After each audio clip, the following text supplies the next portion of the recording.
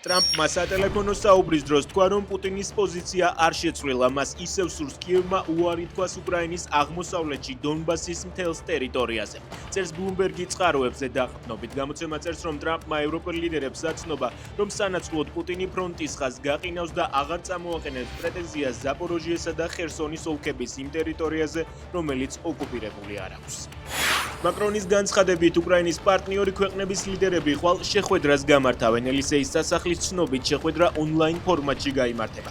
მისი თანათავმჯდომარეები პრეზიდენტი ემანუელ მაკრონი, გერმანიის კანცლერი ფრიდრიხ მერცი და ბრიტანეთის პრემიერი კირ სტარმერი იქნებიან. რუსეთში მდინარე ვოლგაზე იახტა ოცნება დაიწვა და ჩაიძირა. ხანძრის გამომწვევი მიზეზი სავარაუდოდ გაუმართავი ელექტროგაყვანილობა იყო.